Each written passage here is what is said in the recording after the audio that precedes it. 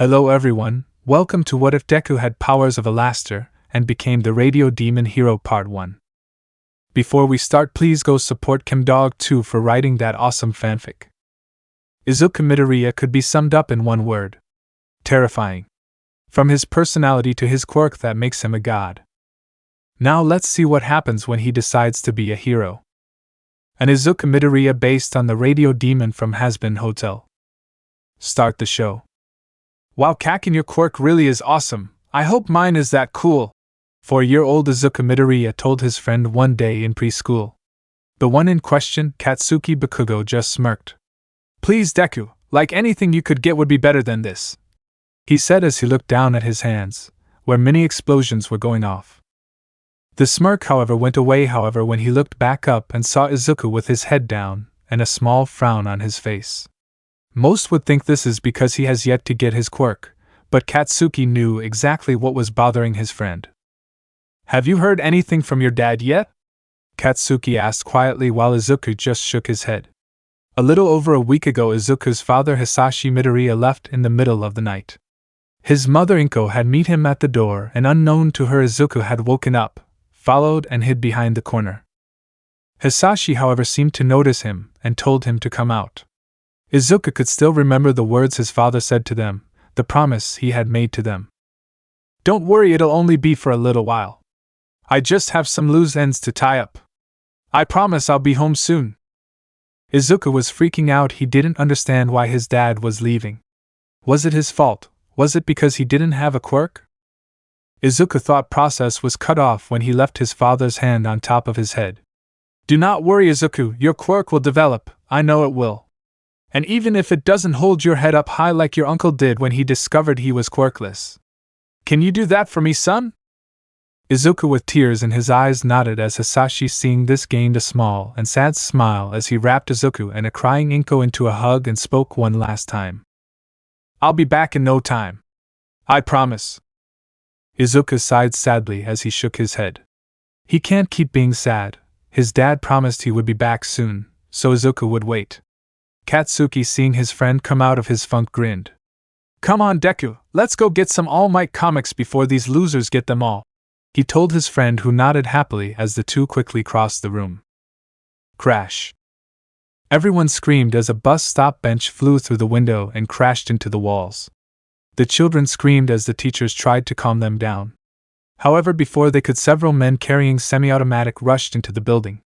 Sorry about the intrusion, but we need this building as well as your help in a little job we're doing, a man said as he walked through the window. One of the teachers spoke up, doing his best to keep his voice steady and calm. Excuse me, but who are you and what do you mean help with a job?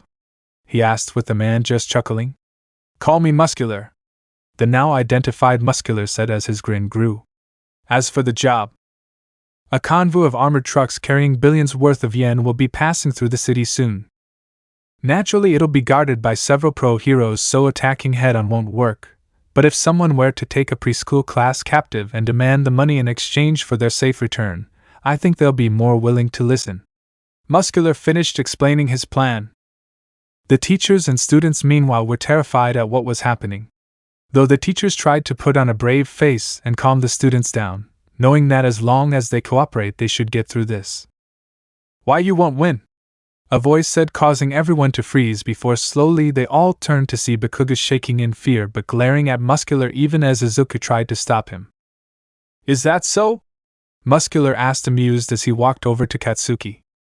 As this was going on, one of Muscular's henchmen were sniffing around, an action noticed by his teammates. And just what the hell are you doing? One of them asked. You don't smell that? The one sniffing around asked, with the other shaking his head. No, what do you smell? He asked, though the answer he got made him extremely nervous. Gas. Back with Muscular, he had just reached Katsuki and Izuku, who was now shaking in fear. All right, little brat, now explain to me, why won't I win?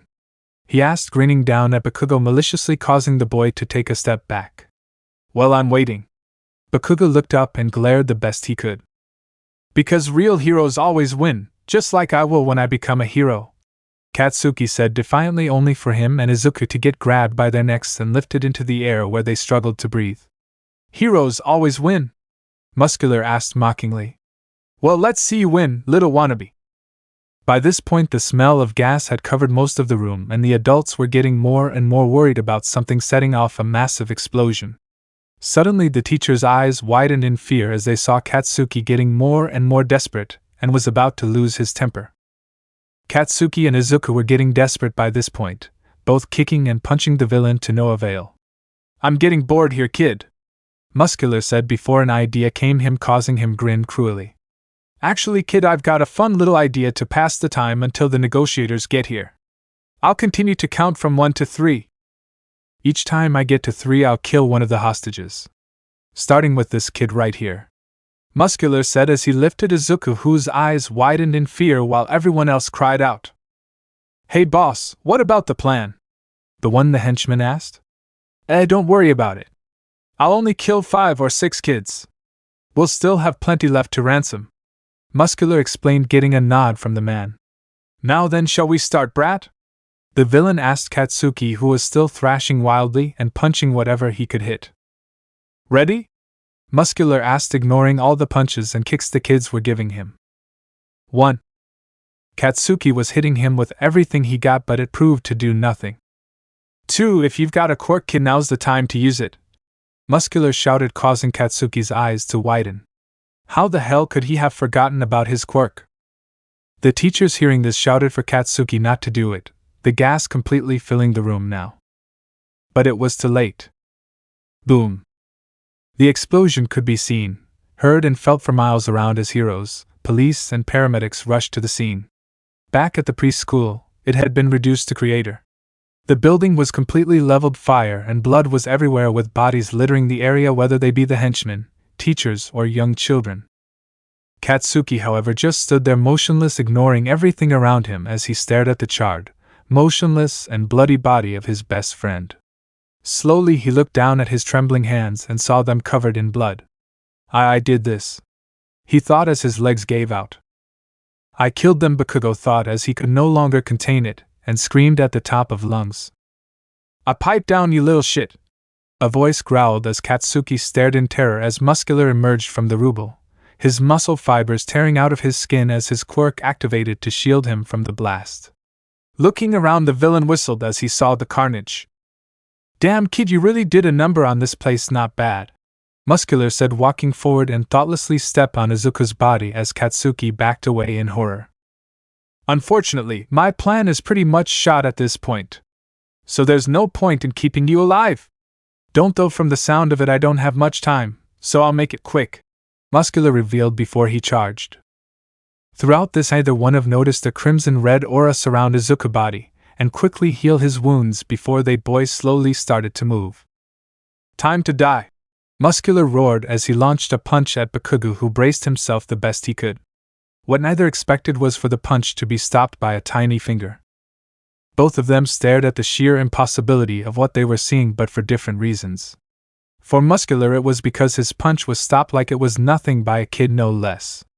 Bakugo was stunned, though, by the fact that the one who stopped it was the friend who he was certain just died a few minutes ago. Deku?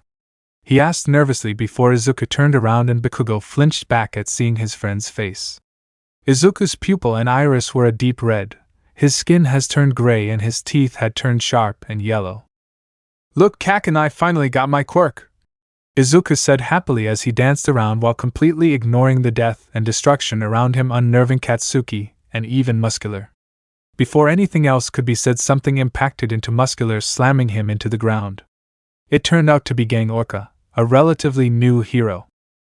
Muscular snarled, but before he could do anything, Orca launched hypersonic waves at the villain, blasting him away into unconsciousness. Katsuki by this point had noticed that more heroes, police, and other emergency responders had arrived, and were quick to rush over to him and Izuku. Seeing that it was over, that he and Deku, who still had that disturbing smile, talk happily to paramedics, were still alive, and that Muscular was being restrained by the heroes, finally felt himself call unconscious. Line break. There was an air of despair in the hospital waiting room as parents of the recently deceased children sat in silence as they mourned for their loss, save for the occasion's soft sob. Off to the side, Izuku Midoriya and Mitsuki Bakugo sat in silence as they waited to hear news about their sons. Masaru, Mitsuki's husband and Katsuki's father, was at work when this happened, and was on his way there as fast as he could. How could this happen? Am I cursed to have everyone I love leave or get hurt? Inko questioned quietly so only Mitsuki could hear, who wrapped her arms around the green-haired woman.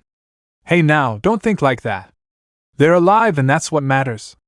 Right now all we can do is be there for them and help them through it, Mitsuki said, and Inko nodded grateful. Ms. Midoriya? A doctor called as he approached, getting her attention. We've finished our examination of your son.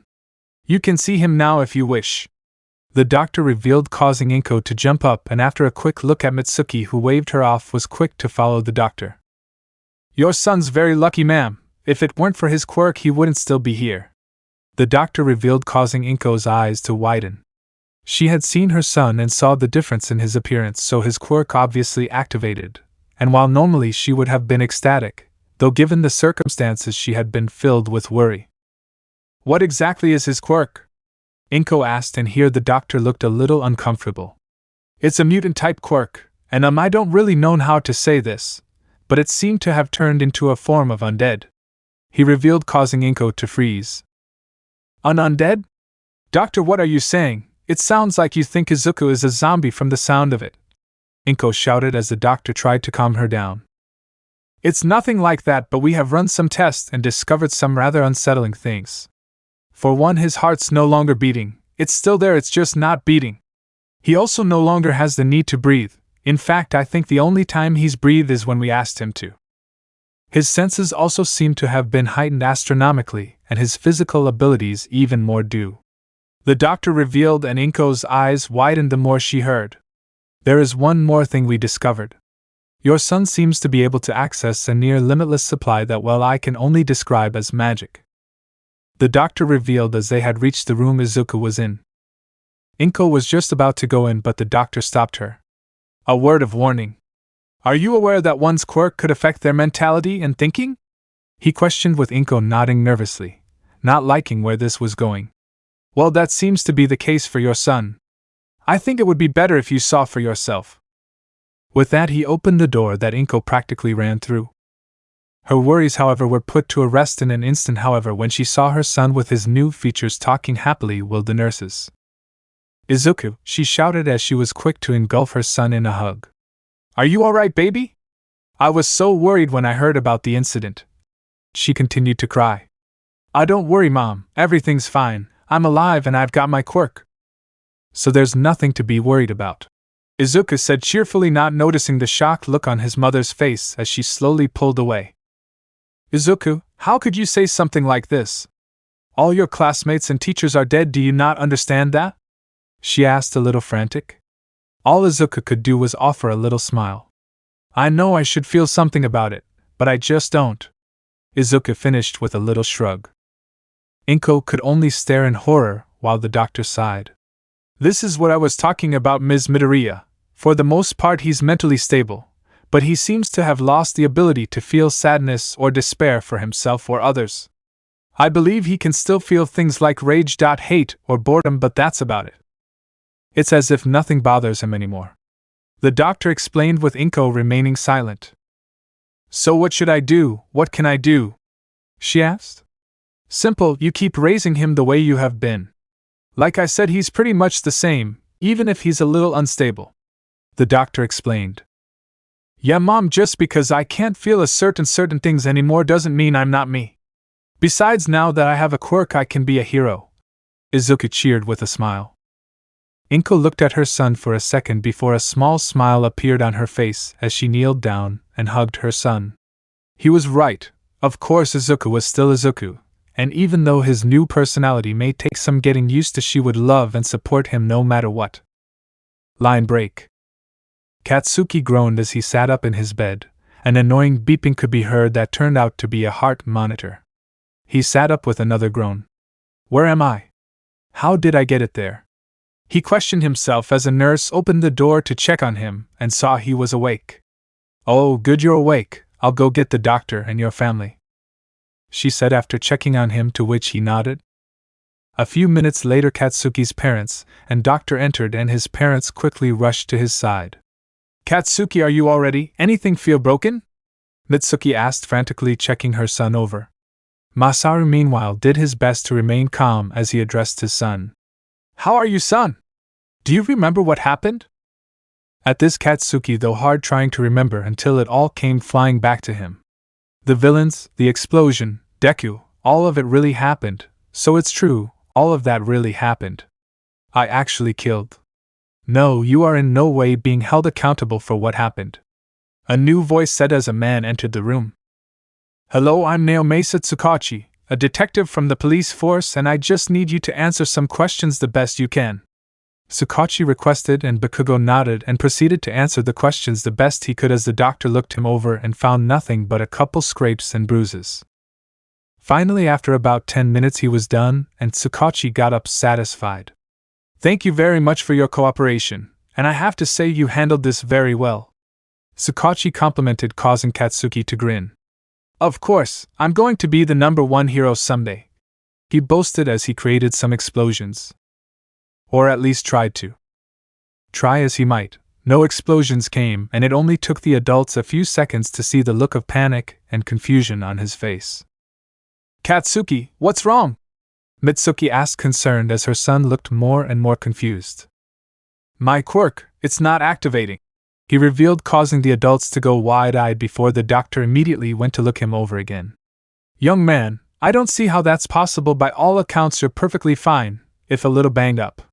You should be perfectly able to use your quirk, the doctor said, completely lost. Well, obviously I can't, Katsuki snapped before trying with all his might to create an explosion, only to scream as visions of preschool incident flooded his mind, causing him to fall back in the bed. His parents were by his side in an instant in an attempt to calm him down. Finally, after a few minutes and deep breaths, Katsuki was back in control. Okay, what the hell was that? Just what the hell is wrong with my son?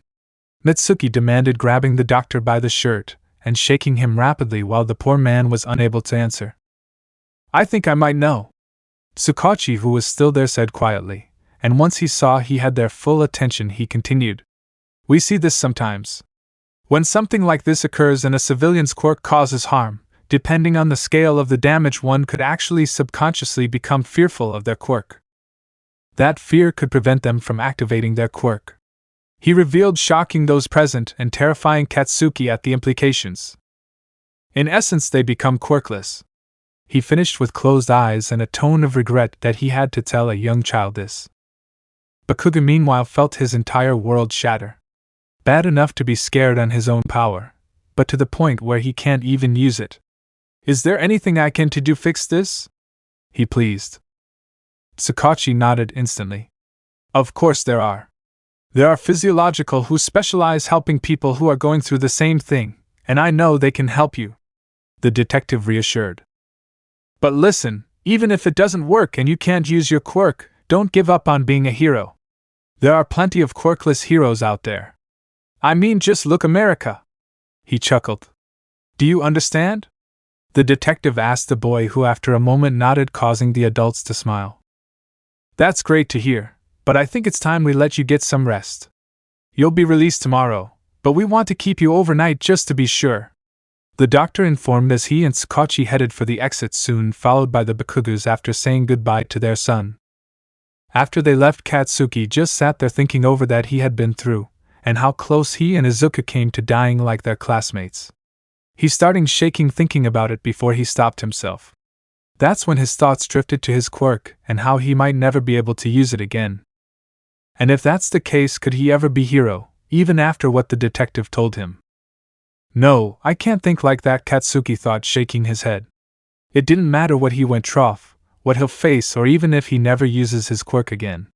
Katsuki Bakugo was going to be a hero, no matter what. Setting the stage. Izuku Midoriya hummed as she prepared breakfast.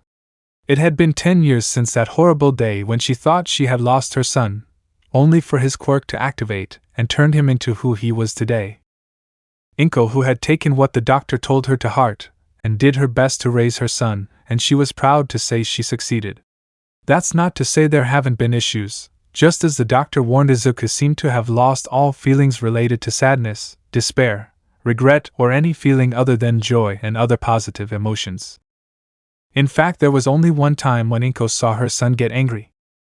He was around 5 years old, and one night the pair had been surrounded by two purse snatchers, one with a quirk that lets him turn his fingers into small swords while the other was holding a gun. Inko nervously tried to hand over the money while keeping an eye on Izuku, who was still smiling, a fact that unnerved the snatchers. Inko could see her son's eye and finger start to twitch. Trying to end this as quickly as possible, the mother quickly got out all the yen she had and handed it over, believing that would be the end of it, and it would have been had it not been for one little mistake. It was completely accidental, the thieves would later tell the police. They already had the money, so there was no reason for them to keep harassing the mother and son. But as the thieves started to flee, the one with the finger blade quirk tripped, accidentally giving Inko a small scratch on her cheek. For a moment everyone stood still, not knowing what to do. However, soon a small giggling could be heard that soon grew into a maniacal laugh as the three adults slowly turned to the terrifying sight of 5-year-old laughing insanely while his red eyes burned with hatred. That wasn't what scared the three, however, for it was the fact the world seemed to distort around him as this was happening. All three were too scared to move, even Inko. None of them have ever been as scared as they were at that moment. That's when Izuku made his move. When the police arrived after getting reports of disturbances, they came upon a disturbing scene of a young woman trying to calm her son down while off in a corner were two men. The one who finger blades had both his hands, arms and all of his finger broken, as well as two black eyes, a broken nose and a busted jaw. The other man just sat there, and while he appeared uninjured, he had a look of pure terror on his face. I'm just happy the police was so understanding, Inko thought to herself as she let out a small sigh. After being taken down to the station and explaining what happened, the police decided to declare it as self-defense. However, the officer in charge did explain that Izuku would have to go to a youth quirk training center, facilities designed to help children understand and control their quirk better, as well as any side effect that may come as a result of their quirk.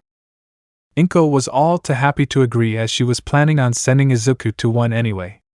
And it turned out it was one of the best decisions of my life, Inko thought happily as her eyes drifted to a picture, as she adopted a sad smile on her face. Oh Hisashi, what happened to you? She thought sadly. After Hisashi left that night, he pretty much went dark on Inko and Izuku, with only a few messages here and there. That was until about 5 years ago, when he actually called Inko informing her that his business was nearly done and that he should be home soon. This left Inko in tears. Finally, after years, Hisashi, the man she loved, was coming home. Inko was also happy that Izuku was getting his father back. She knew her son had basically ridden his father off, and felt nothing for the man, but hopefully that would change when he got back. So with high spirits and a spring in her step, she went about her day, waiting for the day their family would be complete. Only for it to never come. Days turned to weeks, weeks turned to months, and through all this not one word from the man, leaving Inko to wonder what happened. Still, Inko was very happy with her life. She had a nice apartment, good friends, and a wonderful son. I couldn't ask for more, she thought as the sound of a door opening reached her ears, followed by the sound of tapping. Good morning, Izuku, she greeted her son. The boy in question grinned at his mother. Good morning, mother, how are you doing on this very fine day? The boy questioned happily, his voice sounding like it was being broadcast from an old-timely radio, as he quickly walked over to Inko, his tap shoes taping with each step. A small buzzing followed him as he did so. Why Izuku choose to talk like that and wear tap shoes, Inko didn't know, but she just chalked it up to his unique personality. As he approached, he gave her a hug. Good morning, which she happily returned before looking at her son. Even after all these years, she had stayed tall and slim, so she figured she'd be taller than her son for a good while.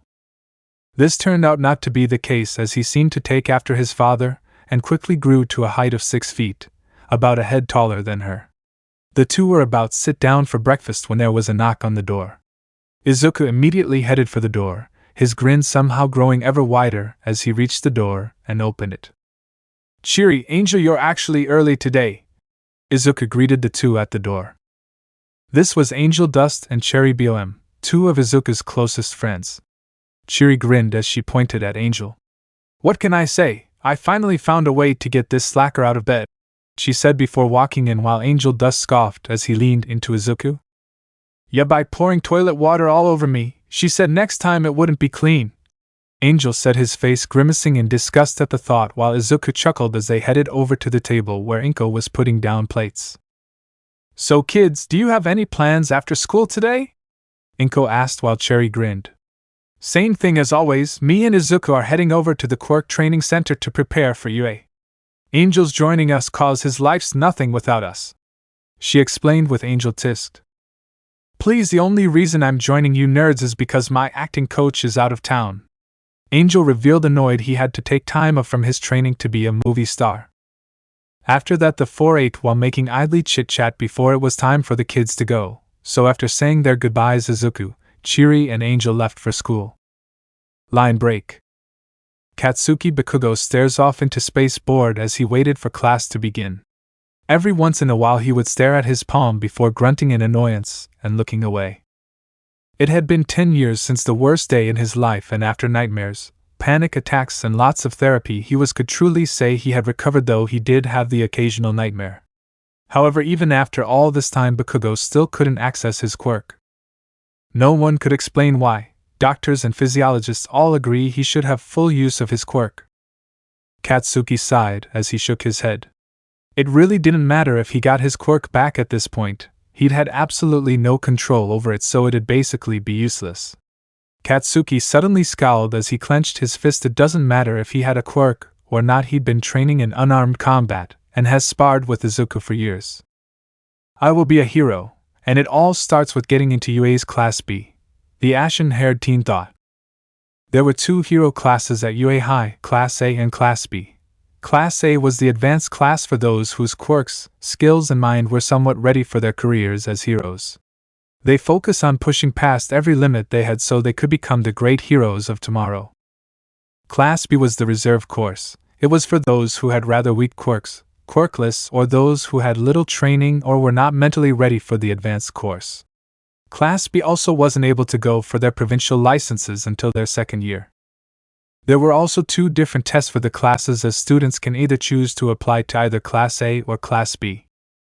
Thinking about UA again, Bakugo? Hearing this, Bakugo looked up to see who had questioned him. Bakugo simply sighed as he turned to the window. Yeah, he said simply to his other friends. Honestly though, he was beyond happy to still have them around, both having been sick the day the attack occurred. The 2, seeing this, looked at each concerned for a moment before nodding at each other, determined before turning back to their friend. So Bakugo, you want to go to the arcade after school? The long with long bangs asked hopefully. Yeah, you've been training so hard recently we haven't been able to hang out recently, the scruffy-haired one asked. Katsuki sighed hearing this. He knew they were worried about him, and that did annoy him a little, but they were right. He had been pushing himself too hard recently, so with a sigh he nodded, causing his friends to cheer. The day went on as usual after that, and it was as he was packing up that Deku walked over. So Katsuki, what's this I hear about you finally growing a heart and hanging out with your friends? He asked, the damn smile he wore getting bigger as a vein throbbed on his forehead, which only got worse when he saw their 2 groups of friends snickering behind him. Shut the hell up, Deku, that's none of your damn business, he shouted at this best friend before storming out quickly, followed by his still laughing friends. Izuku, seeing this, chuckled quietly. Well, that was entertaining, he commented before turning to his friends. So you both ready to go? He asked, only for Angel to shake his head no. We've got to stop by my place first. I forgot a script for a play I'm auditioning for. If I'm not going to be able to meet my acting coach, I'll at least work on my lines. Honestly, Angie, you'd lose your head if it wasn't attached to your head. Cherry smirked. This better not take too long, Angel, we've got training to do. You'd love me anyway, he commented as the 3 left the school towards Angel's home. And don't worry, you'll get your training in. It'll take 5 minutes tops. Line break. 5 minutes, my ass, that took an hour, and that was with all 3 of us looking. Chiri scowled at her friend, who scoffed. Well, excuse me for wanting to keep my script safe. At this, Cherry smirked as she crossed her arms. And you think the shower is safe? She asked, her eye narrowing. However, before anything else could be said, screams of panic attracted the attention of the trio and everyone else in the area, who all rushed off to the source of the sound. So what do you think is happening? Bank robbery, shootout, 2 giants fighting? Cherry questioned with a wild smile, while excitement filled her voice and eye. I don't know, but we'll find out in a minute, Angel said with a smirk as Izuku's smile just grew in excitement as all three ran with the crowd. None of them noticed a skeletal man with wild blonde hair and blue eyes slightly behind them. It was then that the trio arrived, and upon seeing the scene, Angel and Cherry gained shocked and terrified looks while Izuku's smile grew strained. His eyes started to twitch, and the hum of radio static could be heard as the trio stared at the scene in front of them. Katsuki's friends had been captured by a sludge villain, and no matter what the pros tried, they couldn't get them free, their quirks being bad matchups against the villains. Plus, they couldn't go all out with the risk of harming the hostages. Those idiots! Cherry scowled as she turned to her friends. We have to do something, she told them, with both nodding, though Angel did it reluctantly. However, before they could move, a cry of "damn it" was heard as the crowd gasped as they saw Bakugo racing forward, ignoring the hero's yells to get back as he dodging the villains' attacks before reaching them and trying to pull his friends loose.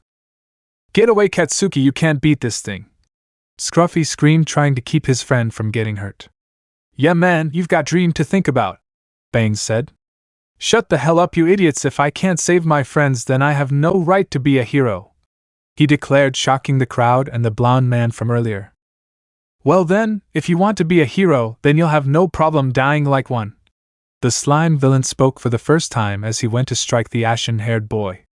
However, before the attack could land, a force slammed into the slime villain, knocking him off the two students.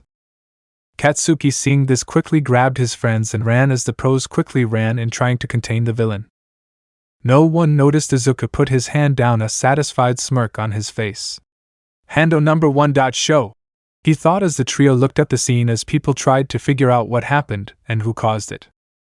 However, Izuku's attention was drawn to the blonde man who was staring at Izuku, frozen, clearly figuring out he was the one who did it. Seeing this, Izuku just chuckled while putting his finger to his lips in a shhhing manner, to which the man was able to compose himself and nod. Satisfied and seeing everything seemed to be taken care of, the trio went on their way to the training center, hopefully without any more drama. Line break. Toshinori Yagi aka Almight was having a hell of a day. It started out slow with almost no crime happening, and what little there was being taken care of without him being needed. That was until the slime villain. What he though would be chasing a simple purse snatcher, actually ending up as a 3-hour chase with him ending up in a sewer until he finally caught the guy. It was when he had climbed out the trouble begun, because right as he started hearing voices approaching, steam starting coming off his body indicating his time was up. So in his panic at getting away, he didn't notice the bottle he used to contain the villain slip from his pocket until he heard the screams start. With no choice, Toshinori ran with the rest of the crowd in his skinny form, and upon seeing the two boys captured by the villain, he let go. He was filled with regret and self-loathing. And then it happened. A boy that was wearing the same school uniform as the other two ran towards them and attempted to rescue his friends. The words the young man said rang in his ears, and once he saw the determination and drive the student showed, Toshinori knew he found the one he was looking for, and was ready to push his body in order to save them. Consequences be damned. However, just before Almight could move, something slammed into the villain, knocking him back and off the kids, who quickly ran to safety. As the pros went to capture the villain and the crowd was left to wonder what had happened, Toshinori turned to the person next to him, easily figuring out it was them who fired the shot. Now he knew vigilantism was illegal, but he couldn't help himself. Anyone who wanted to help others had the potential to be a hero. However, when he saw a 6-foot-tall figure with red eyes, sharp, yellow teeth and gray skin, he froze. Toshinori Yagi was in no way a racist. True, he was a little judgmental when it comes to the Quirkless becoming heroes, but he didn't look down on them or mutant types in any way. However, when the young man looked at him, something in Almight froze, as it felt like someone had stuck a knife made of ice into his old wound, causing him to freeze. When the boy turned to him, Toshinori could only stare, and when the boy chuckled and made the shushing, he could only nod as he continued to stare at the kid. It was only after he and his friends left that he was able to breathe again. He couldn't explain it, but something about that young man just unnerved Almight in a way that shouldn't be possible. In fact, he hadn't felt that way since his fight with. Toshinori shook his head, banishing the thought. What was he thinking?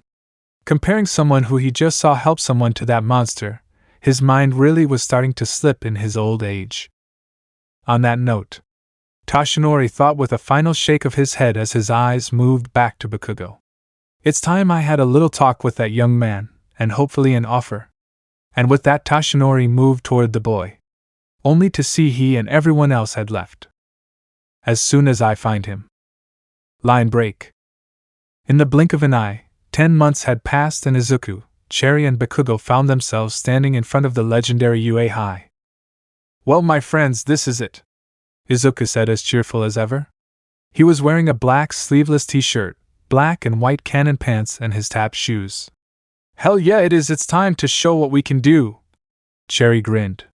She was wearing a red TV shirt with a black jacket, ripped jeans and sports shoes. She then turned to Bakugo. What about you, Katsuki? You still going for the B course even after all this? Secret training. You've been doing these last 10 months? She snickered toward the boy who only nodded. Bakugo was wearing a dark blue muscle shirt, green army pants and combat boots.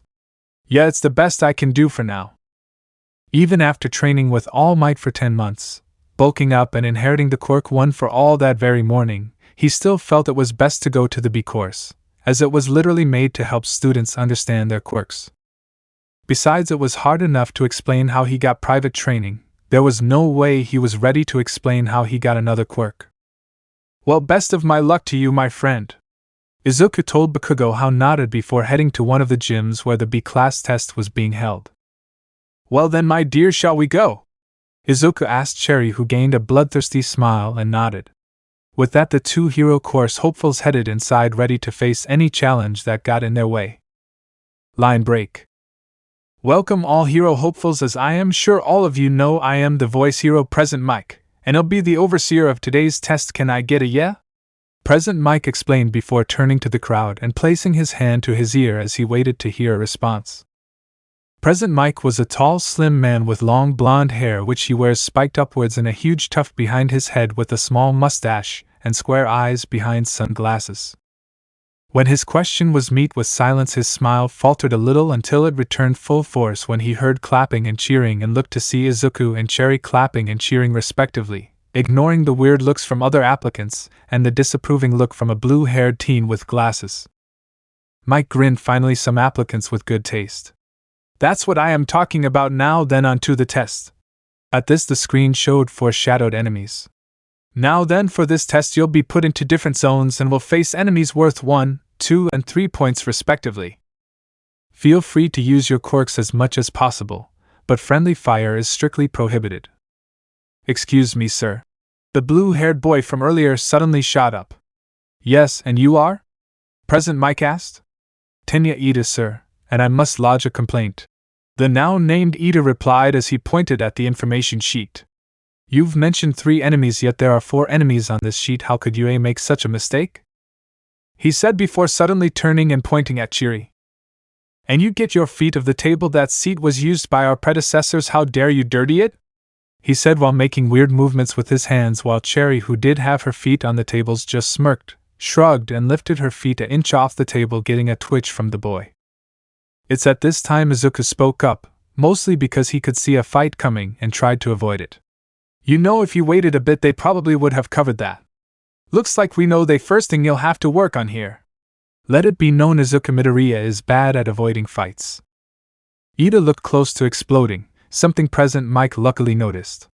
What a great transaction to our next section. Our red-eyed friend there is correct. The 4th robot is worth 0 points, so there's no point in fighting it. Think of it as a giant roadblock. Does that answer your question?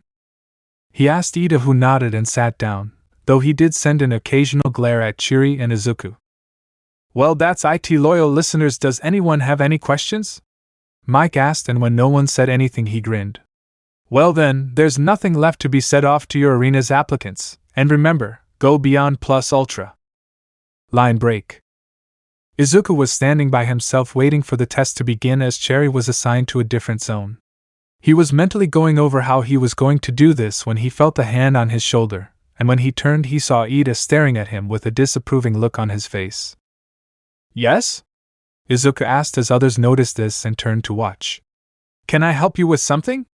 Ida just remained silent for a second before speaking. You don't belong here. At this, several people gasped at the statement, while Izuku just raised an eyebrow as Ida continued. I'm sorry, but it's true from what I've seen, you're not hero material. You're standing here with a carefree smile on your face, staring off into smile. Not to mention you helped that girl distribute the ceremony with that stupid voice changing of yours. And to top it off, you're wearing tap shoes to a physical test. So taking all this into account, I can only state the truth. Ida finished with the applicants listening and start to talk. Well, when he says it like that. He is wearing tap shoes. I guess that's one less guy to worry about. Ida, hearing this, spread his arms wide. See, our fellow applicants agree, he said, walking over and placing his hand on Izuku's shoulder. I'm not trying to be mean, I'm just stating facts, and the fact is you don't belong here. So do everyone a favor and leave now, he said as he and the applicants turned and walked away. If they had, they would have seen the monstrous smirk appear on Izuku and his shadow's face. Alright, proper ready?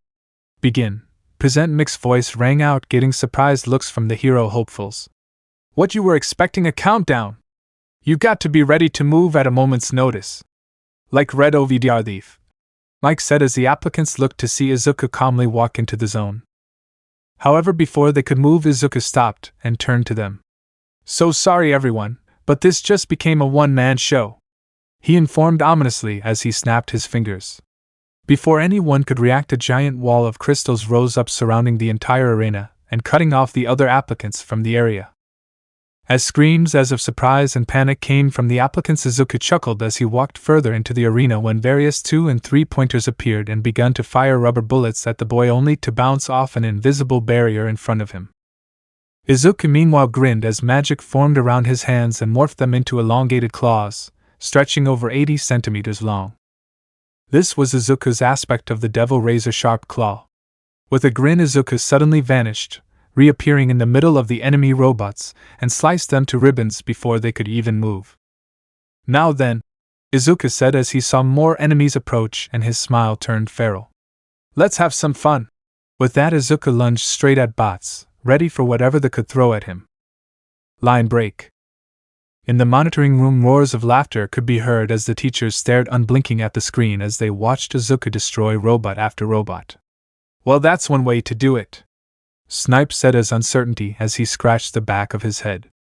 But I'm not sure it's actually allowed, he continued, only to be answered by the source of the laughter. Oh, it definitely is. Principal Niza managed to get out between his laughter as he watched the greatest entrance exam he'd ever seen. You've got quite an interesting student coming your way, Shota, he informed a tired-looking man who grunted in reply as he watched the screen.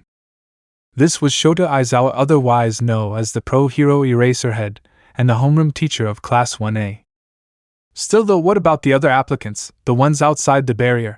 Cementos asked as they switched to a camera outside the barrier showing a few of the applicants, such as Tenya Ida and a blonde boy firing a laser from his belly button, were attacking the wall, while most were just sitting down depressed or cursing Izuku out for cheating them. Shota chose this moment to speak up. I say we fail them here and now. They're clearly not ready to be heroes. At seeing all but the principal and another look at him, he sighed. Think logically here, they all underestimated him, and he's showing them how wrong they were to do so. Imagine if they did so in the field when actual lives were on the line. The protest died in the teachers' throats as they realized he was right. I'm not saying what he did wasn't childish or pity. In fact, he's probably aware that he just ended the dreams of all those kids and doesn't care. However, we were already aware of his lack of empathy from his medical reports, Aizawa said, having brought up Izuku's file. Not to mention the way he did was completely harmless and ensured he wouldn't break the friendly fire rule. And quite frankly, I'd rather have someone like him in my class than those who underestimate people and then whine about it like a spoiled child. He finished as they looked at the screen and saw now even those who were attacking the crystals sitting around depressed or demanding Midoriya be disqualified. The teachers were unsure how to proceed until someone had been silent till now spoke up. I agree with Aizawa. With that, everyone turned and looked at the newest teacher at UA, Tashinori Yagi, aka Almight. Yes, what young Midoriya did was underhanded, but he's getting the job done, and at the end of the day that's what matters. Even. Here All Might sighed tiredly and sadly at what he was about to say. even if results in the creation of another evil hero. He finished as everyone looked down sadly. Evil heroes were considered the monsters of the hero world. For the most part they were normal heroes and acted and as such, however these were the heroes that were called on for the most extreme cases when extreme measures were needed. That's where the evil heroes came in. They were the ones to handle these missions, and they always did with honest-to-God smiles on their faces as they relish every moment of it. They also contacts in and had multiple dealings with Underworld and the villains that work within it, often teaming up with small groups to deal with bigger threats. Principal Niza sighed. While it is true that I've seen several traits that in evil heroes have often shown in Midoriya in this short time, I've all seen them in other applicants who became truly amazing heroes. And even if young Midoriya plans to become an evil hero, is that truly a bad thing? I can count multiple times where had it not been for an evil hero countless lives would have been lost. At this the other teachers nodded, having experienced the same thing. So let's give this young man a chance and see what he has to offer. Nizu offered and then the other heroes nodded, finally convinced. And the other applicants? The R-rated hero Midnight asked. Let's let them try again. Vlad King, the blood hero and homeroom teacher, spoke up. But only for the B course. Aizawa may not want them, but I'm willing to give them a chance. He offered, and after thinking it over Nizu agreed. Now there's only one thing left to test young Midoriya on. Nizu spoke as he flipped a glass panel and pressed the button it was guarding. The 0-pointer, are you sure we need it here? True, the kid is strong, but he has to be running out of tricks by now. Snipe said as he switched back over to Midoriya, and his along with every other's eyes widened at what they saw. Or not? Snipe said as Nizu started laughing again. These next few years were going to be amazing, and it was all thanks to Izuku Midoriya. Line break. Izuku felt his grin grow every time a robot was destroyed thanks to his Gate of Babylon. Izuku, believe it or not, had created every single one of those weapons thanks to another ability called idea creation. This ability allowed him to create any non-organic thing he could image, and over the last 10 years Izuku has created thousands if not millions of different things. After seeing the last of the robots fall, Izuku sighed to himself as he dismissed the gate.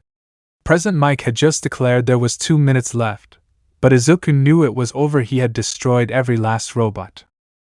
He was about to head for the exit, and when the ground started shaking and a loud noise came from behind, and when his eyes found the cause, he could only think, now that's a showstopper, as he looked up at the 0-pointer. Izuku's mind surged as he tried to come up with the best to fight the enemy before an idea came to him. This one's for you, Almight, he thought as he brought his fist up before punching forward with such speed and power a shockwave of air launched forward, tearing the robot apart. And that's how you end a performance.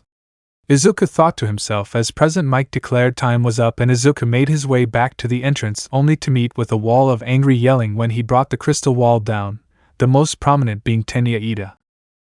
I knew you were trouble from the moment I saw you. Just you wait until you're disqualified for what was clearly a villainous and cowardly act. He threatened, only to be confused when Izuku started chuckled. Oh, but my friend, if they were going to disqualify me or had a problem with what I did, they would have said something already. No, I'm afraid the one's out of luck, are you? It's that right? He asked, directing the last bit to Aizawa, who he noticed walking up. The pro nodded, confirming his words. That's right, everything you did was deemed fair and within the rules, he said before turning to the rest of the applicants. As for the rest of you, we're letting you retake the test, however it will be only for the B class.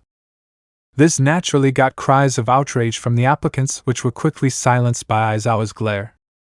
Be quiet, we don't even have to do this. The only reason we are is because the principal felt sorry for you. However, I can easily cancel it if you want to complain. At this, no one spoke.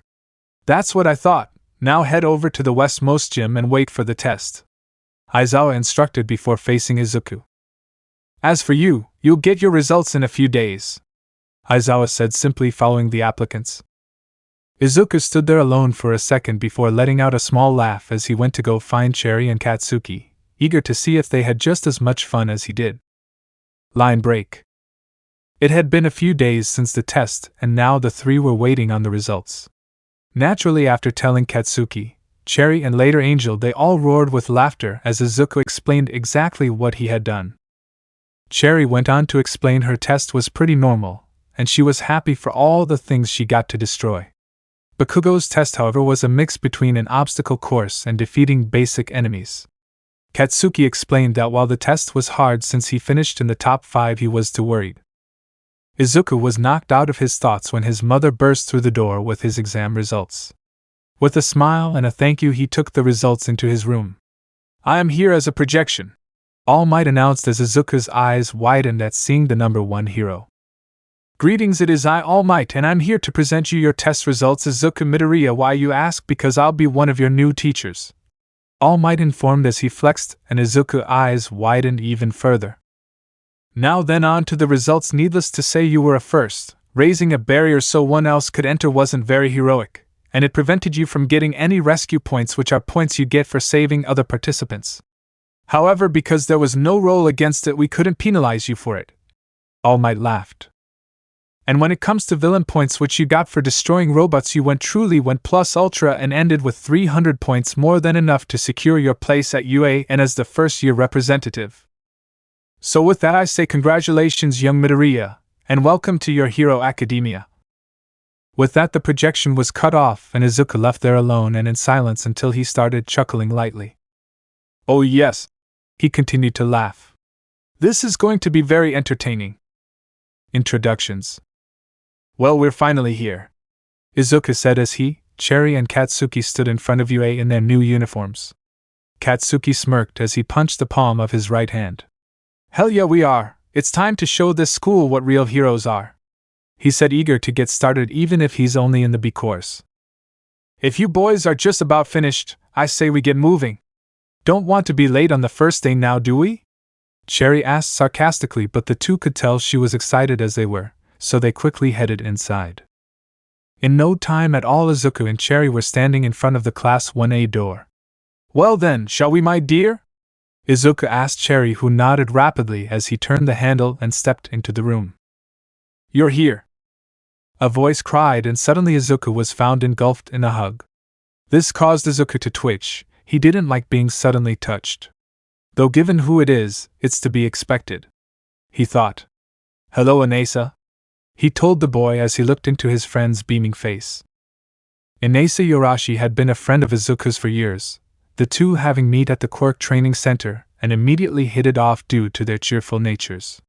Inasa is very tall and well-built young man with buzzed dark brown hair and black eyes. Inasa grinned further as he put Izuku down. "I knew you were going to show up, I just knew it," Inasa said as before he turned to an already seating student. "Isn't that right, Hitoshi?" he asked, getting a sigh from the now named Hitoshi.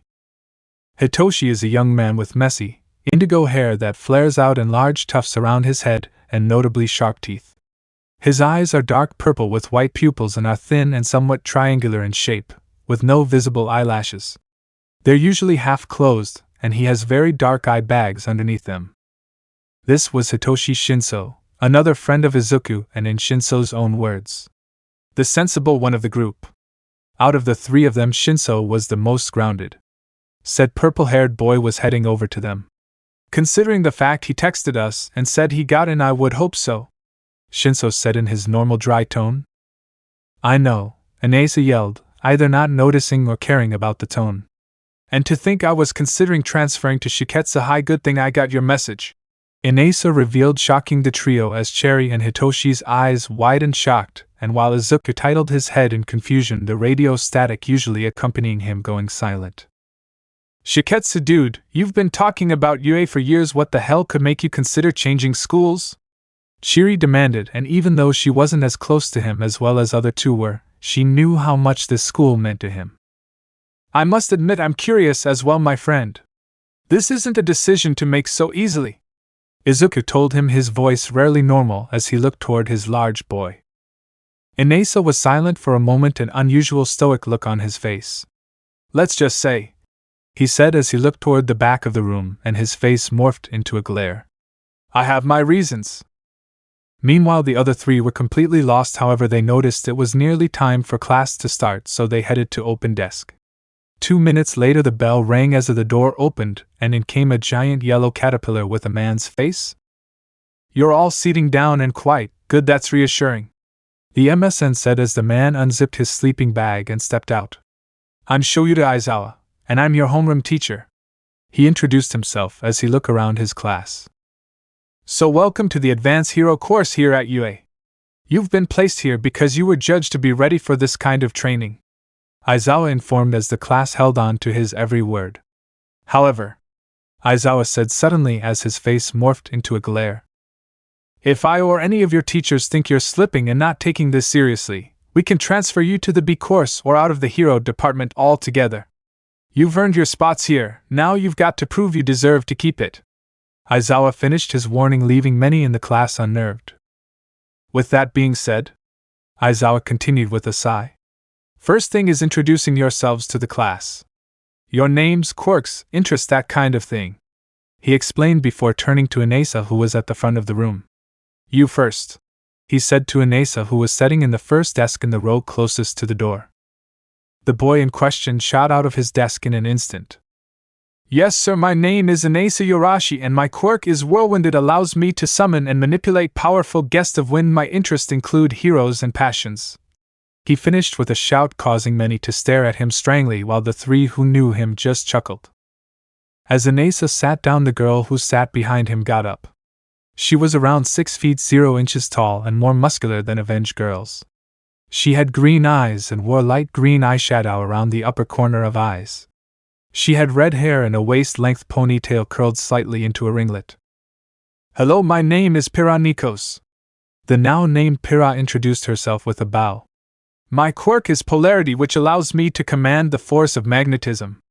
My hobbies include training and making new friends. I hope we all get along. She finished sitting down, getting smiles from more of the social members of the class, which she returned. Guess I'm next, the girl behind Pira muttered while standing. She was a short girl of a relatively slender build compared to her classmates, who has notably large hands. Her appearance was rather frog-like. She has a very wide mouth, which dips down a little in the middle just like that of a common frog, and oval-shaped eyes with large, black irises, their lower eyelashes visibly pronounced. Her hair is a dark sea green color, and is very long, reaching all the way to her waist, the ends tied together at the bottom in a bow of hair. She has 2 shoulder-length clumps framing her face, and shorter bangs between her eyes, some of them partially swept to each side.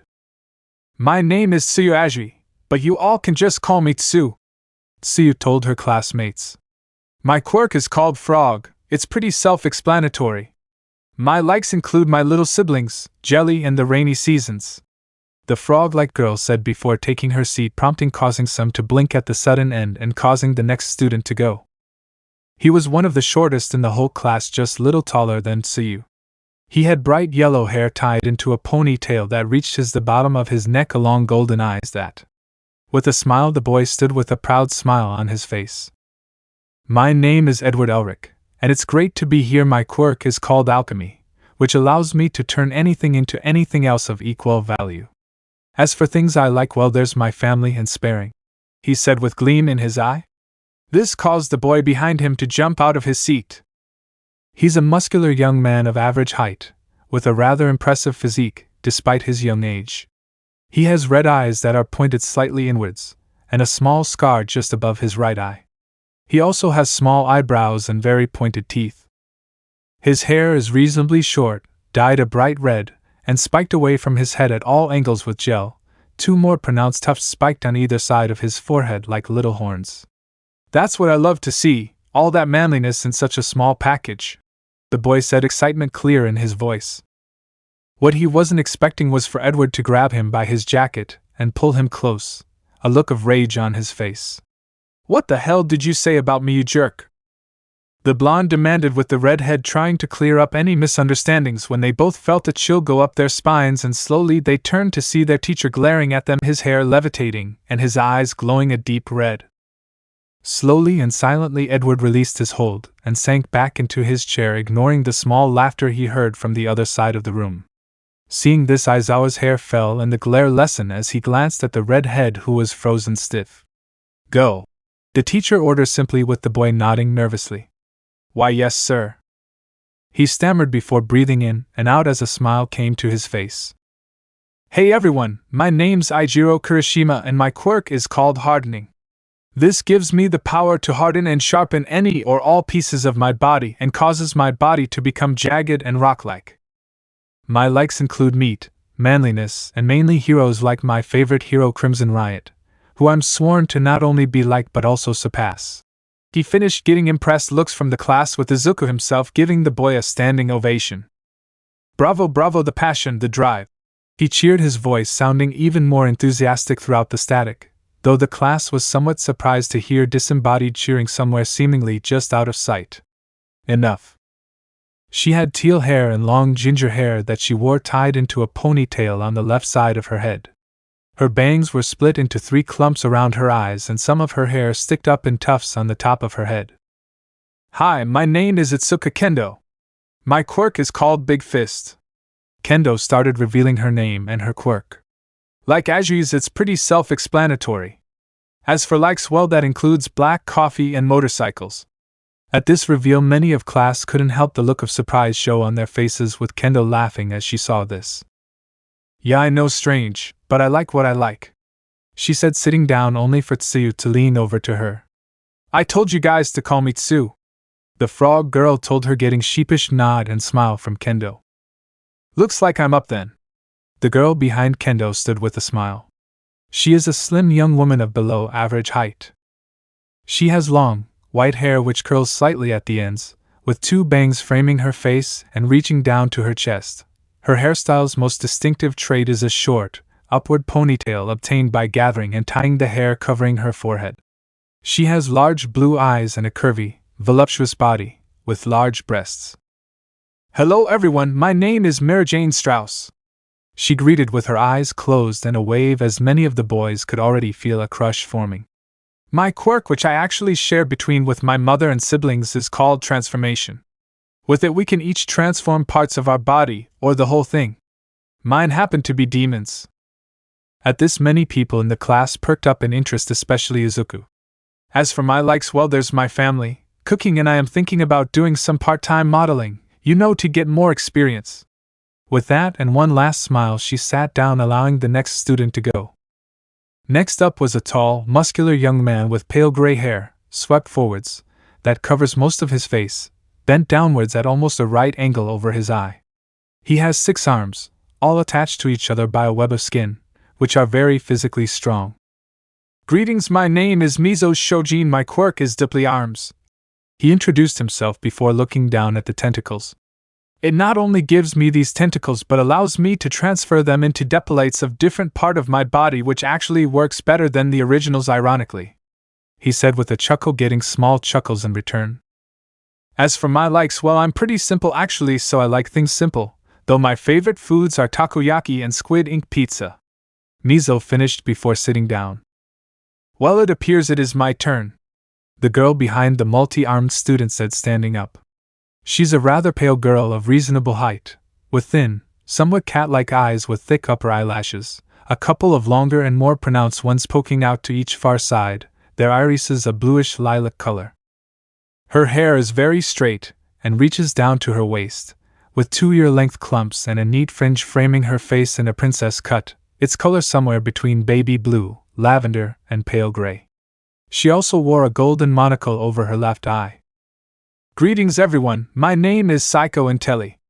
She introduced herself with a bow. My quirk is IQ, it allows me to increase by drinking teas, with certain teas increasing certain knowledge more so. I've also found that if I drink it cold the effects are more than doubled. As for likes, well, teas obviously, but I also have a liking towards strategic games, such as chess and shogi. I hope we all get along. She finished setting down. I'm up. A girl shot out of her seat. The girl was of medium height, possibly set a little more broadly than some of her other female classmates, with healthy thighs. Her skin is a light shade of pink, and she has rather square eyes, with black sclera and light yellow irises, and notably long eyelashes below and around the sides. Her face is framed by short hair, fluffy and unruly, which is a pleasant pink color, slightly darker than that of her skin. She has 2 thin, pale yellow horns protruding from her head, hooked squarely and leaning diagonally to opposite sides. Hey everyone, name's Mina Ashido, and it's great to be here. Mina induced herself with a cheer as a wave of energy seemed to wash over the class. My quirk's called acid, and it lets me produce the corrosive liquid from my body and also lets me control the solubility and viscosity. Though there is a limit to how much I can produce before my skin loses its natural resistance to it, she admitted before striking a pose. As for my likes, my absolute favorite thing is dancing. Loved it since I was a kid, as well as alien horror movies. So come on everyone, let's make this class the best one yet, and kick the butt of anyone who gets in our way. She fined with a cheer before sitting down. Leaning back in her chair, Cherry whispered to Izuku. Oh, I like her. The girl whispered with Izuku nodding rapidly, a crazy grin on his face. It was on to the third row, and with Hitoshi being at the front of it, so with a tired sigh he stood up. Name's Hitoshi Shinso, and my quirk is called brainwashing, Shinso said, and mentally rolled his eyes when he saw the same old surprise and slight fear on a few of his classmates' face, though he was surprised how few actually had the look. It allows me to put anyone I wish under my command as long as they verbally respond to me, he revealed. As for things I like, well, I like cats and I enjoy bicycling, he finished with a shrug, allowing the next person to go. The next student was a young girl of average height who has surprisingly large, upturned dusky green eyes with long lower eyelashes, and notably long and pointed teeth. Her hair is a dark moss green, collectively reaching just below her shoulders aside from a short clump that hangs in the center of her forehead, and it grows wavier and thinner the lower down it gets. Hey everyone, name's Setsuna Tokage, and my quirk is Lizard Tail Splitter. It allows her to split up her body into as many as 50 pieces. Each and every one of these split pieces are able to levitate and move freely through the air. The pieces can also regenerate if they are destroyed or otherwise unusable. As for likes, well, I absolutely love dinosaurs, she said with a grin before sitting down. Next up was a girl of medium height and mid-length black hair with a single left-swept red highlight on her bangs. Her blue eyes have peculiar gear-shaped pupils with 8 grooves around the edges. Sup, name's Ryuko Matoi. Ryuko introduced herself lazily as she raised her hand in lazy wave. My quirk is called Slash. It allows me to generate blades made out of some kind of energy over my body, and as I fight the blades are able to adapt to my opponent's skills and lets me adapt to them, Ryuko said with a shrug. As for my likes, well, there's my sister and my best friend Mako, she finished lamely before a grin appeared on her face. But if there's one thing I really like, it's getting into a good scrap with actual competent brawlers, she revealed, and taking note as she sat down of several now interested eyes on her, several of which had bloodlust in them. Next up was a boy with short, straight, black hair and dark eyes which contrasted with his translucent white skin. Greetings everyone, my name is Sai Shimura, and my quirk is called Living Art, and it allows me to bring anything I draw to life. As for my likes, they include drawing, my brother, and making new friends. I hope we all get along, he said, all with a smile on his face before sitting down. Ending out the row was a reasonably tall, rather muscular young man who is well built for his age. He has quite long hair, though it doesn't pass his neck, and wears bangs, parted twice as to not obscure his vision. His hair is evenly split between 2 colors, white on his right side and crimson red on his left. Possesses his left eye's iris is turquoise, while his right is a somewhat brownish dark gray.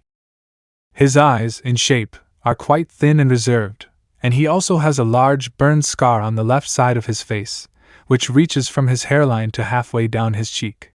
With a blank face, the boy stood up.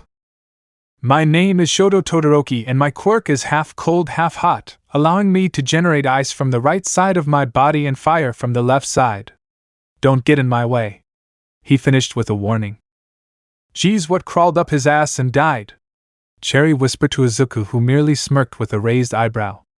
Well, every party needs a pooper, that's why they invented him, Izuku whispered back with a smirk before glancing over to see Inesa glaring murderously at the boy. Inesa seems to agree. Finally, the introductions had reached the final row with the boy in front standing up. He is a short young man with the head of a black bird, possibly supposed to resemble that of a crow or a raven. He has a tan, yellowish beak which is slightly hooked down at the end, thin, red eyes with a small black pupil, one on each side of his head, and a red choker, which he rarely removes. Despite the appearance of his head, however, his body is of normal human shape, with rather fair skin. Greetings, my fellow disciples. My name is Fumikage Tokoyami, and my quirk is Dark Shadow. As Fumikage said this, a large shadow like being merged with yellow shining eyes. Seeing the stupefied looks on most of the glass, the shadow creature laughed. That right, take it all in, folks, this is what true greatness looks like. It spoke, surprising many in the room as retreated back into Fumikage. Apologies about him, he is difficult to control at times. Moving on, my likes include gloomy places and my favorite food is apples. I look forward to training with you all, he said before sitting down, causing Cherry to laugh. He would get along great with you and Angel, she said, standing up as it was her turn. Hey everyone, how's it going? Name's Cherry Bomb, and my quirk's called Cherry Bombs. Lets me create various kind of bombs in the form of cherries. Anyway, my likes enjoy music, parties and hanging out. People I can actually stand. Here's to a great year and hopefully no one biting it. The explosive user finished with a grin, eager to see what comes next.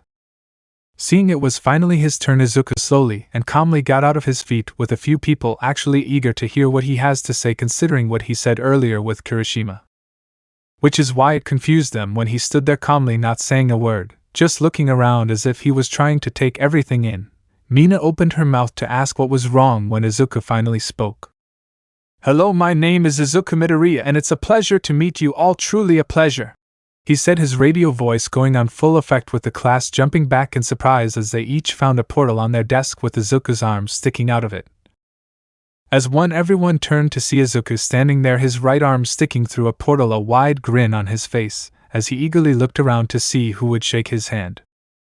He wasn't disappointed, as most of the class shook it, either hesitantly like the two behind him, or enthusiastically like Kirishima, Mary Jane and Mina. Even his old friends did something, with Inasa and Shinso shaking it, though Inasa did it much more enthusiastically than Shinso, while Cherry went in for a fist pump.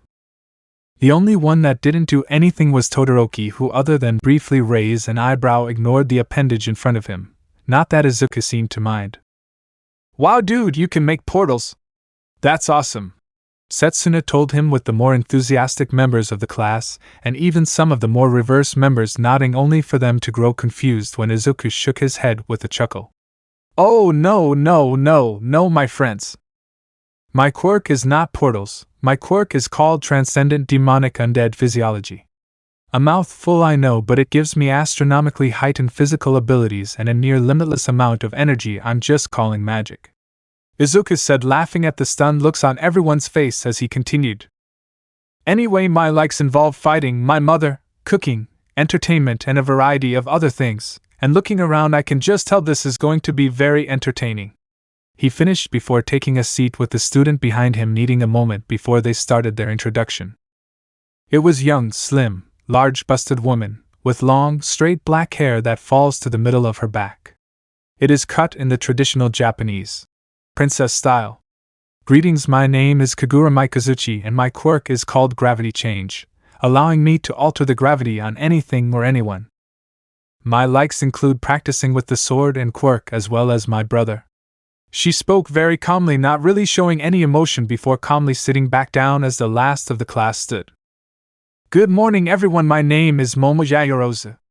Momo is a fairly tall teenage girl with a rather mature physique, considering her age. She has long black hair that is normally tied into a spiky ponytail, with a large strand hanging on the right side of her face, and onyx eyes that point slightly inwards, which seems to resemble a cat. My quirk is called Creation. It allows me to create any non-living thing from the lipids of my body, though I have to have a good understanding of molecular structure of what I'm creating to make it work though. I hope we all get along. Seeing that the introductions were done, the class turned to face their teacher to see what was next, only for many to sweat drop when they found the man asleep. Not knowing what to do, Piras slowly got out of her seat and went over to Aizawa. Sir," she muttered, shaking him slightly, getting a grunt from the man as he slowly opened his eyes, something that caused Pirat to continue. "We're done introducing ourselves, and we're wondering what to do next," she explained, causing the man to grunt as he looked at the clock. "You got through them faster than I thought you would," he muttered before standing up and unzipping his sleeping bag. "All right, everyone head to the chaining rooms and put on the gym clothes you were given."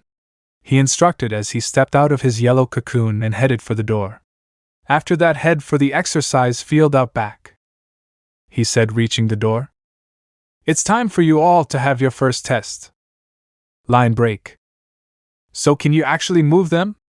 Mina asked Izuku as they and the rest of the class having changed into the PE clothes and were heading towards the grounds where Aizawa told them to meet him. Izuku answered at her question with a laugh. Of course I can, my dear, watch, he said as a drum roll sound effect was heard before it ended as the tiny deer antlers on the top of his head shook slightly, much to Mina's and those watching amusement. That's so cool, I've tried to do that with mine for years, but they won't budge. Think you could help me? She asked, hopefully wanting to learn what she saw as an awesome party trick. Of course, Ms. Ishido, by the time I'm done they'll be just as flexible as the rest of you, Izuku promised, smirking at the blush he saw from the bad innuendo. It was at that point the class had arrived with Aizawa there waiting for them. Now that you're all here we can begin, he stated, but before he could continue Kendo raised her hand. Excuse me, sir, but what about the orientation ceremony? She asked, getting nods and murmurs from the rest, with the rest of the class with Aizawa nodding, even bothering to hide his eye roll. Every year, he thought. Time is short, kids, we only have 3 years to train you the best we can. You're the A class, the supposed elite. You can't afford to be wasting time with pointless things like orientation, the underground hero told them before getting out a baseball from his pocket. Now then, you're going to go through 8 tests to see where you stand, he instructed before narrowing his eyes. Keep in mind that if I find your results less satisfactory, or I believe you aren't giving it your all, then I will send you to Class B, if not out of the hero course altogether, he warned, with most of the class feeling a shiver go up their spine. Even those like Momo, Shoto and Setsuna who got in through recommendation knew they weren't safe from being kicked out of the class. With that being said, Aizawa said, tossing the ball to Izuku, who caught it with a raised eyebrow and an amused smirk. Midoriya, while you came in first at the entrance exam, your action cost over 100 applicants the chance to get into this class, Aizawa revealed, causing many in the class to widen their eyes, having heard rumors about that, and for Cherry to laugh at the reminder. Aizawa ignored the muttering from his class and kept his eyes squarely on Izuku. The tracker on that ball will measure the distance you achieve when you toss it, Aizawa said before gesturing towards the circle. You'll toss it from that circle. You can do anything you want as long as you stay in the circle, Aizawa informed before narrowing his eyes as he watched calmly walk towards the circle. Now then, Midoriya, show me if it was a mistake or not choosing you over all those other appellants, Aizawa said as Izuku entered the circle. Izuku looked around calmly, his eyes drifting from location to location, briefly spotting Cherry talking with the other students, no doubt trying to get information out of her about what happened during the exam, before facing Aizawa, who was waiting and watching, a look of expectation on his face. Just so we're clear, I can do anything as long as I stay in the circle? He questioned, getting a nod from his teacher. And what we're trying to get is the furthest distance possible, right? Again he got another nod. Perfect, Izuku said simply, his left index finger glowing a dark green as he proceeded to draw a circle in the air. By now the rest of the class were paying very close attention to what Izuku was doing, especially after seeing the circle glow for a second before something appeared inside out it, and when the class saw it they couldn't help but grow confused. Is that the moon? Kirishima asked, trying to understand what he was seeing. Izuku spared a single glance towards his new classmate. Why, yes it is, before turning back and casually threw the ball through the circle where it could be seen floating in space. A beeping from Aizawa direction got their attention, where Aizawa showed the glass the results. Unknown was what was seen on the tiny screen. Well, sir, is that acceptable, or do you need an actual number? Izuku questioned, a small, arrogant smile forming on his face. It's acceptable, Aizawa said, not even blinking at his students' arrogance, having dealt with students far worse in the past. With that he turned to the rest of the class as Izuku rejoined the group. All right, who's next? The tired-looking teacher asked, with Inasa instantly stepped forward. I am, sir, he shouted while running to the circle. I'm ready to prove that I do belong here, and that I just get on with it, Aizawa interrupted, having dealt with Inasa's type as well. The wind controller snapped to a salute. Yes, sir, before getting into a standard thrower's stance, wind whirling around him. Plus, He started winding up his throw. Ultra, he finished with a shout before launching the ball. The force increased greatly because of the wind. A ping from Aizawa's phone alerted them to the score coming in, which Aizawa reveled. 905.46 meters. Upon seeing his score, Inasa let out a cheer while Aizawa faced the rest of the class. Next. Cherry went next, a wide grin on her face as she stepped into the circle, while throwing the ball idly. Whenever you're ready, Aizawa instructed, with the rest of the class watched in anticipation. Having seen how she seemed to know both the first two throwers, they wanted to see if she could get a similar score. Cherry just grinned seeing this before 3 of her bombs appeared in her hand, which she proceeded to place on the ball, which much to the class's surprise stuck to it. Without any further ado, Cherry threw the ball with all her might, this time it being a normal throw, with the ball landing about 90 meters away, with the class confused and disappointed that the throw was so ordinary, and the bombs appeared to be duds. They never noticed Cherry's or her friends' smirks of anticipation. Boom! The rest of the class's eyes widened as an explosion blasted into existence from where the ball had landed, sending the ball flying again, this time with much greater force, with it flying off into the distance. Mina couldn't keep it in anymore, seeing the 3 great performances being too much for her. That was amazing bomb, sorry for. She was cut off when Cherry made a quite shushing sound, and before anyone could say anything, another explosion was heard in the distance, causing the students to gasp in realization before looking towards Aizawa, who checked his phone to see that the number was still going up. Finally, after another few seconds and after what some students guessed was a third explosion, Aizawa looked up and showed them Cherry's score, 1,209.57 meters. The class gasped at the score while Cherry's grin just got bigger. Like that? Call that my sticky cherries, she said, her one eye shining with glee at the chance to show off. I believe I'll go next, Sai said, smile still in place as he walked up to the circle. When he got the nod from Aizawa, however, he didn't pick up a ball. Instead, he got out a blank scroll and brush and began to sketch something, and in seconds he was done, with a fully drawn and beautiful bird emerged from the scroll. Please take this far away and drop it, Sai instructed, picking up the ball and handing it to the bird, who cawed in response, taking the ball in its claws before flying away. A beeping occurred, signaling that the bird had indeed dropped the ball, and Aizawa revealed the score to be 844.44 meters. Sai continued to smile. A bit disappointing, but it's acceptable for now, he said, ignoring the looks he was getting from his disappointing comment. Kagura was up next, and her method was simple. She changed the gravity on the ball until it was almost non-existent before throwing it. To her disappointment, her score was 939.76 meters, making her click her teeth, having wanted to at least clear 1,000. Edward was next, and with a smile he clasped his hands together before placing them on the ground, electricity flowing off him and onto the ground, where it shifted into the form of a small cannon. Edward simply chucked the ball into the cannon before firing it, with the end result being the ball and landing a distance of 1,045.21 meters away. Pyrrha went next and used the tracker in the ball to manipulate it and send it flying, though she was disappointed when her score only came to 622.80 meters away.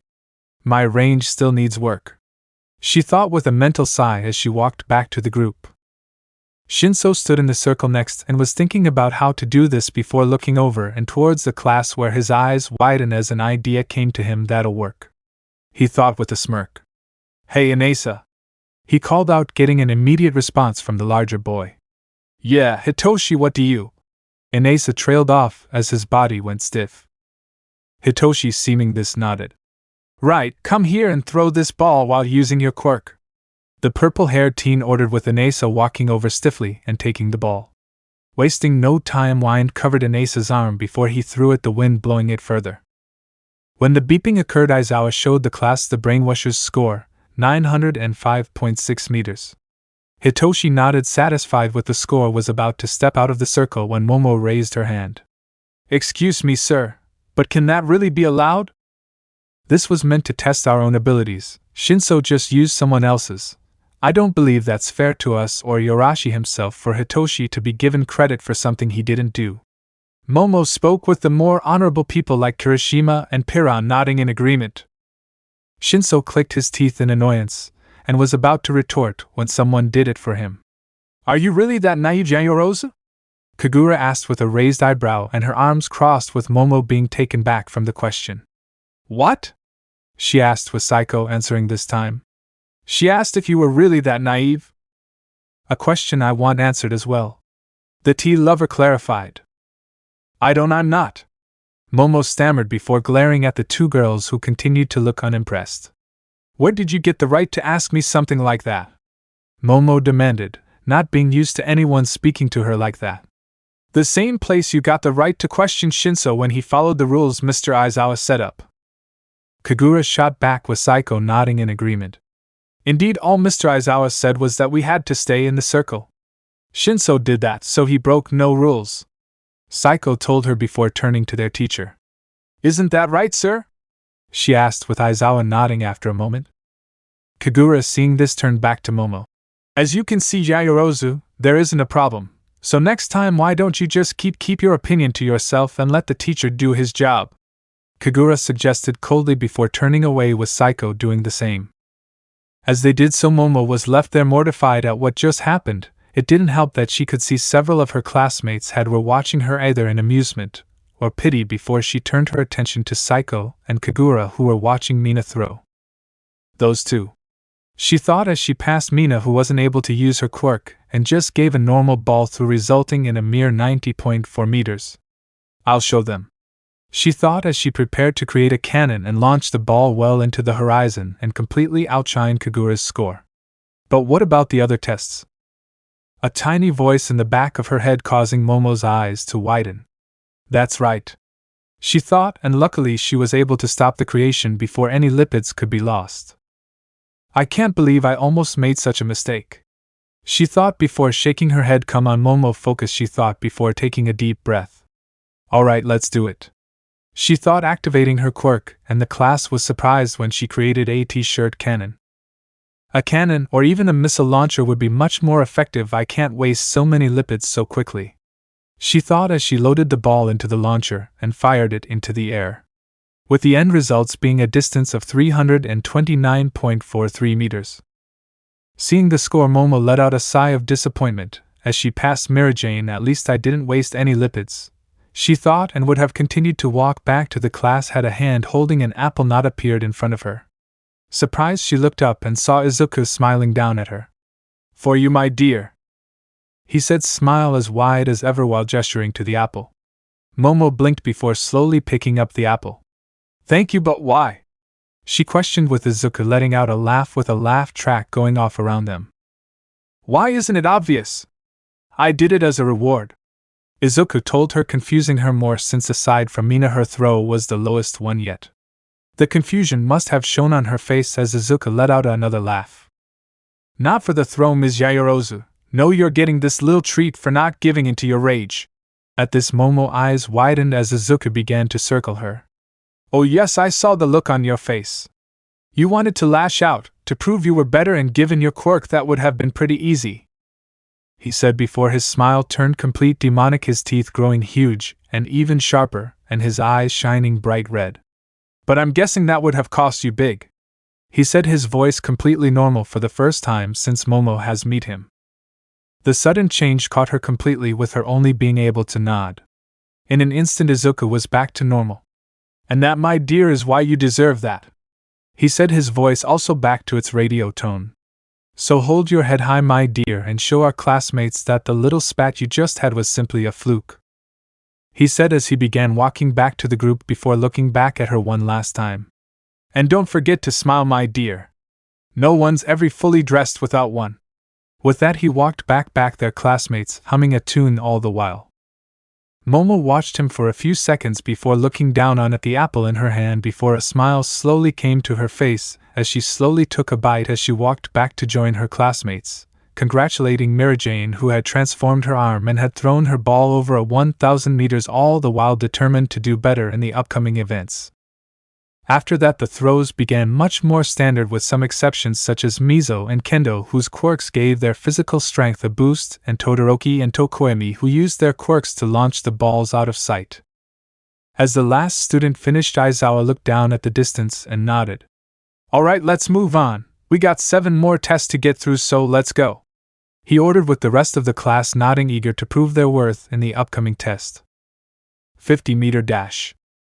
This event proved to be much different from the first test, as those like Shinso, Eijiro, and Pira, whose quirk offered them no speed boost, scored rather average, while those like Mina were able to use their quirks to increase their speed. Cherry was one of the most interesting methods, as due to her immunity to her own explosion threw bombs down on the ground and simply rode the explosions to the finish line, beating Todoroki, who she was running against, by 2 seconds and causing the boy to grit his teeth in frustration. Izuku and Kagura were the last two to go. "You ready, Ms. Mikazuchi?" he asked the stoic girl, who glanced over at Izuku and gave a simple nod. "I will win this time," she said, making her body lighter with her quirk, while Izuku chuckled. "We'll see," was all he offered in return. Izuku Midoriya and Kagura Mikazuchi, 50-meter dash test, ready /. The robot recording their time started as Kagura tensed and got into a running position, while Izuku merely crossed his arms behind his back. "Start," the robot announced. And the world stood still. Izuku looked around as time stood still and the color faded out of the area. Calmly and slowly Izuku strolled towards the finish line and was just about to cross the finish line before he stopped and glanced behind him towards Kagura before shrugging with a snap of his fingers. Kagura disappeared from the starting line and reappeared at the finish line. With nothing else to do, Izuku crossed the finish line, and with another snap of his fingers time moved forward again, and color returned to the world. Everyone from Kagura to the other students, and even Aizawa, blinked in confusion as the two heroes in training appeared at the finish line, while Cherry just smirked, having a good feeling of what happened. Test complete. Kagura Mikazuchi time 0.01 seconds. Izuku Midoriya time 0.01 seconds. Hearing his score, Izuku nodded and moved to prepare for the next test when he felt a hand on his shoulder, causing him to look and see Kagura looking at him with a confused glare. "Why?"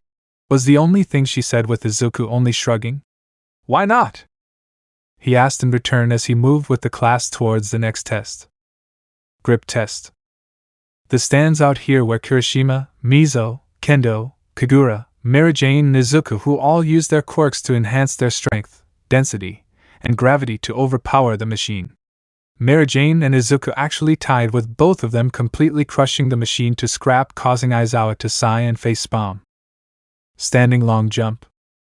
This one was interesting, as thanks to their quirks, Edward, Todoroki, Tokoyami, Kagura, Cherry, Izuku, Tsuyu, Inasa, Mary Jane, and Sai were all able to clear the sandbox through various means, like Ed transmuting the ground into a springboard, Cherry creating a bunch of bombs before jumping on them, sending her flying.